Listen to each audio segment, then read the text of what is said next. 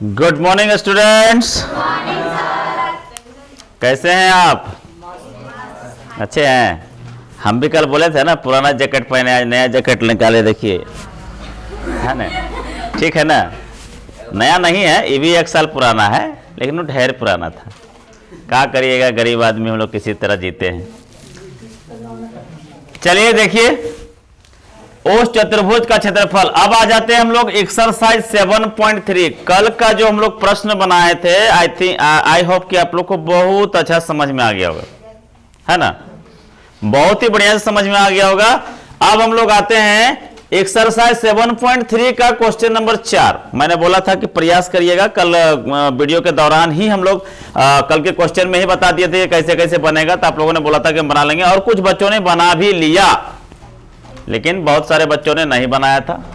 इसलिए हम आज फिर से इसको बना देने जा रहा हूं। जरा ध्यान से देखेंगे। प्रश्न मैंने पहले से नोट कर लिया है। उस चतुर्भुज का क्षेत्रफल ज्ञात करें जिसके शीर्ष इसी क्रम में -4 -2 -3 -5 3 -2 और 2 3 हो। इसी क्रम में बोलने का मतलब समझ रहे हैं, एकदम लगातार ऐसे A B C D, है ना, ऐसा नहीं A B B C, ऐसा नहीं ए बी यहां रहे और सी डी यहां रहे, ऐसा नहीं, क्रम में आवे ए बी सी डी, ठीक है।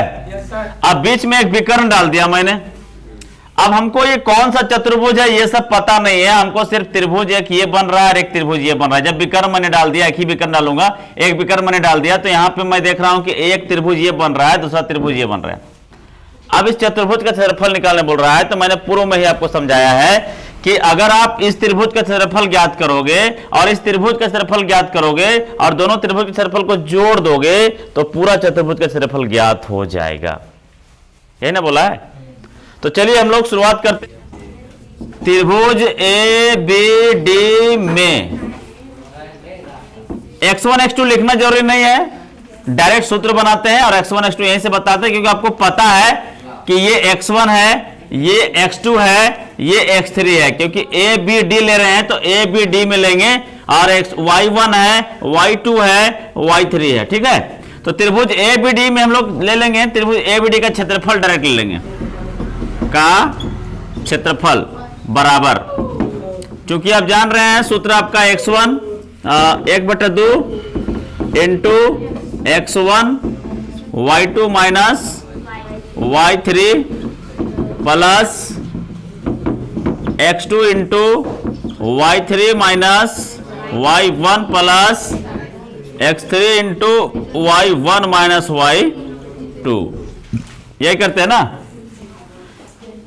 1/2 इंटू x1 बताइए कौन है, y2 कौन है -5, और y3 कौन है 3, तो -3 हो जाएगा, प्लस x2 कौन है, तो यह क्या हो जाएगा -3 इंटू y3 3 माइनस y1 कौन -2, तो minus plus 2 plus x3 2 into y1 -2 minus y2 minus plus 5, इसको ऐसे घेर देंगे।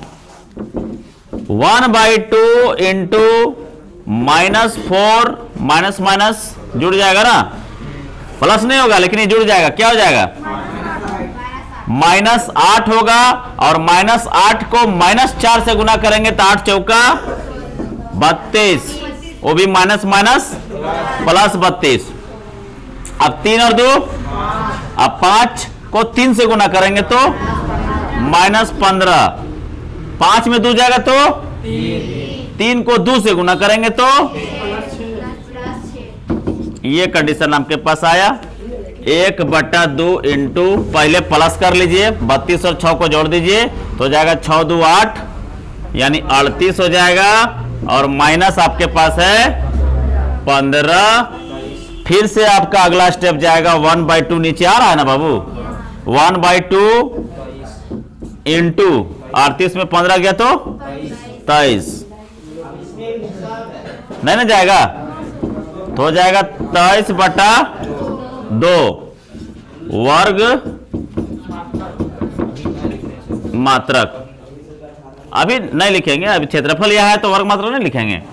ए वो का आ गया है ना, पॉज करो तो।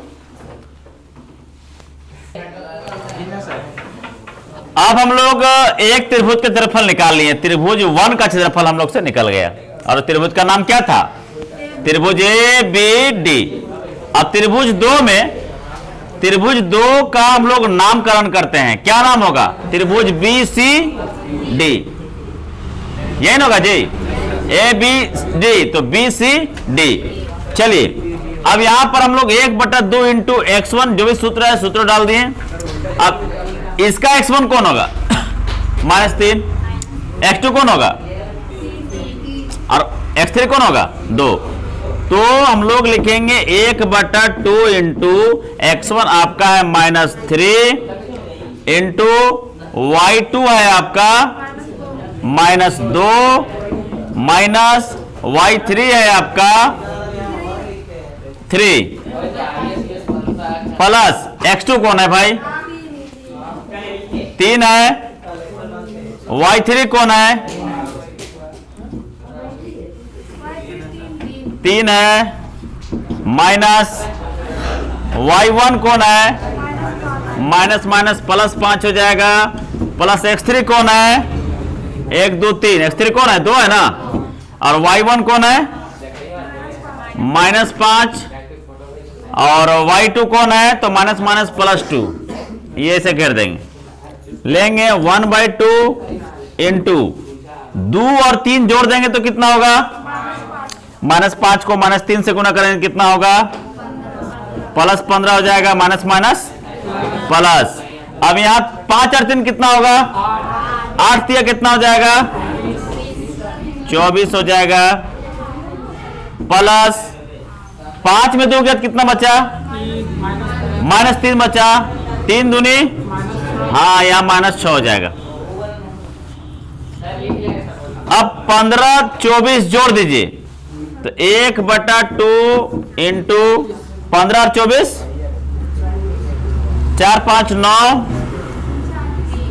और 3 39 -6 बराबर 1/2 इंटू 39 में 6 हो गया तो कितना बचेगा? 33। यानी आपका उत्तर आ जाएगा 33/2 वर्ग मात्रक। ये आपका 1 और 2 का क्षेत्रफल ज्ञात हो गया। चलिए हम लोग अब आते हैं दोनों का क्षेत्रफल, यानी कि पूरा चतुर्भुज, चतुर्भुज ए बी सी डी का क्षेत्रफल बराबर, इसका क्षेत्रफल कितना निकला? 23/2। और नीचे वाला का क्षेत्रफल कितना निकला? 33/2। तब अब यहां दोनों का क्षेत्रफल जोड़ेंगे ना भाई, कि एरिया ऑफ त्रिभुज A B D plus area of त्रिभुज बी सी डी है ना, बराबर 22 है। 23/2 प्लस 33/2 बराबर भिन्न का जोड़, ऊपर 10 का 10 उतर जाएगा। बताए ना ये सब। 3 और 3 6 5 56/2 काट देंगे तो 28 वर्ग मात्रक। ये आपका चतुर्भुज का क्षेत्रफल आ गया। फिर से एक बार रिवीजन करते हैं। इस त्रिभुज का क्षेत्रफल इस सूत्र के द्वारा निकाल लिए तो आया था कितना? हम लोग 23/2। उसके बाद नीचे वाला त्रिभुज का क्षेत्रफल निकालें जिसका नाम था BCD। इसका भी हम लोग जैसे उसको किए थे वैसे x1 x2 x3 खपाते गए और 33/2 वर्ग मात्रक आ गया। उसके बाद दोनों को क्या किए? जोड़ दिए। अब यहां थोड़ा सा लिखना होगा कि चतुर्भुज ABCD का क्षेत्रफल बराबर त्रिभुज ABD का क्षेत्रफल प्लस त्रिभुज BCD का क्षेत्रफल। दोनों को जोड़ दिए, जोड़ करके भिन्न का जोड़ कर दिए। 2 एकम 2 लघुत्तम, क्रॉस मल्टीप्लेक्शन, सॉरी इसमें क्रॉस मल्टीप्लिकेशन नहीं होगा। हम नियम बताए हैं कि समान पद रहेगा तो ऊपरला भी समान उतर जाएगा 10 का 10। इसको अगर नियम से भी करेंगे भिन्न का जोड़, 2 को 2 से भाग करेंगे तो 1 आएगा, 1 को 23 से गुणा करेंगे तो 23 आएगा। फिर 2 को 2 से भागा करेंगे तो 1 आएगा, 1 को 33 से गुना करेंगे तो 33 आएगा। ये प्रोसेस आपको पहले भी बताया गया है। अब यहाँ पे 23 और 33 को जोड़ दिए तो 56 आ गया, और यहाँ पे 2 है, 2 को 56 से भागा देंगे, मतलब 56 को 2 से भागा देंगे तो क्या आएगा, 28 वर्ग मात्रक आपका आंसर आ जाएगा। त्रिभुज का नाम नहीं दिए हैं। ओ अच्छा अच्छा अच्छा, यहाँ मिठाक बनाए थे ना। त्रिभुज BCD का क्षेत्रफल, BCD का क्षेत्रफल।